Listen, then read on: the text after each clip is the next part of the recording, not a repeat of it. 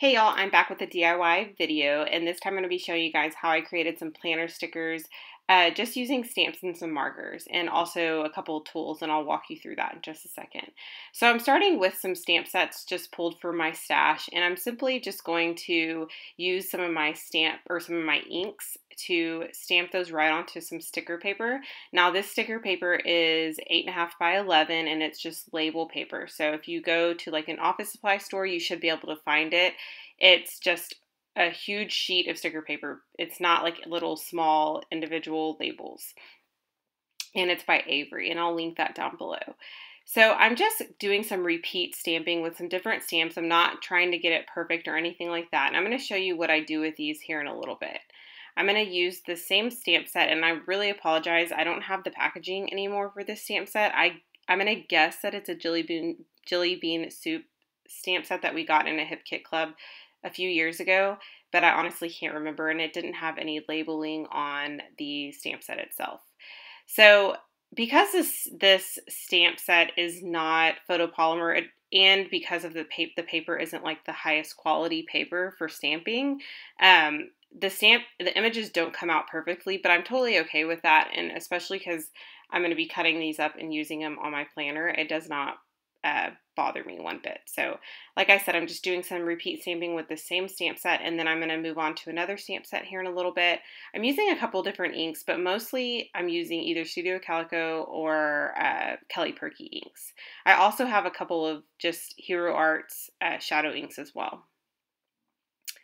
So for this one, I pulled a Studio Calico stamp set, and I could tell there was a big difference in the stamping and the images just because their stamps are a lot higher quality than, say, like just a clear acrylic by Jelly Bean Soup. And so I am just repeat stamping the word Wednesday, and I'll show you what I do with that here in a second. It's important to make sure that you have some drying time when you are using stamps on the sticker paper, just because it can become pretty saturated. So if you go to cut it or to punch out of it, you don't want it to be frayed or to have those little bits of saturated paper that are hanging off the edge. I'm also just going to practice. I guess I didn't clean that stamp off, and I'm just going to use my little scratch sheet to stamp off some of the images before I stamp them onto the sticker paper. So I have this little dollar bin stamp, and it's has like to do and buy and notes and stuff, so I decided to stamp a couple times the word to do, and then also to stamp by. And I just do that in some orange ink, and I think that orange ink is called Orange Soda. The yellow is called Butter Bar. Those two are both from Hero Arts. That light pink is like, I think it's called Pink Lemonade from Studio Calico. So now I've just taken some Copics, and you don't have to use Copics. I just decided to use them because those are some of the markers that I have laying around. I also have some washable markers, but I honestly didn't even think to use those until after the fact. So it kind of looks funny here, but as the colors set in, they do look a lot nicer. Again, it's important to before you punch or cut out of these, it's super important to let the paper dry for a little bit, because you don't want to try to cut into that and it fray. I also found some other stamps, or this other stamp from this Recollection stamp set that I will link below, and it has kind of like a checkbox, and so I decided to stamp that up, or ink that up, and then stamp it right onto my paper. I'm also going to try it in black ink as well, and I like the way both of those turned out. So now what I'm going to do is I'm going to measure how big my boxes are, which I've already done in my planner. And so I'm going to cut these to be essentially full box stickers.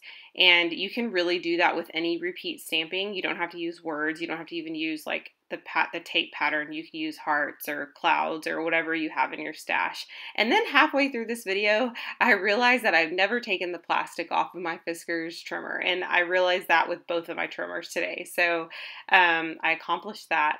So now I'm going to take this American Crafts banner punch, and I'm simply going to start punching some banners. And I have to say, my favorite probably sticker in this entire video are probably the banner ones. And I don't know why, I just thought they turned out really cute and simple.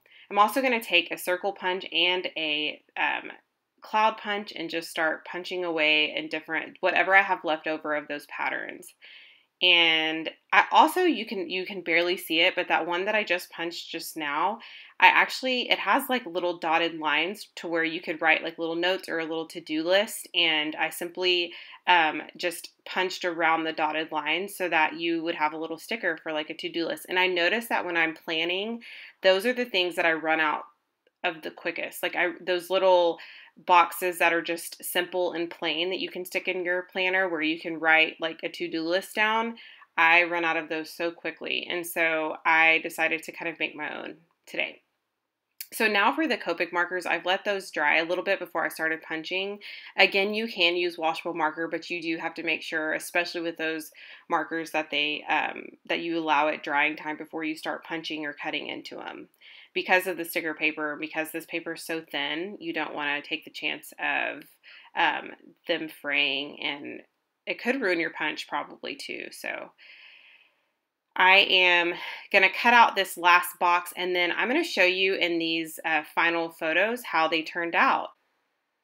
Oh, I also want to mention too that I did not solely think of this idea. I've seen a couple of videos where people showed the stamping, but I also want to mention that Jennifer McGuire has used Copics on label paper before, and she's colored like pre-made labels and stuck them in her planner, and I thought that was genius. So I hope you guys have a great week.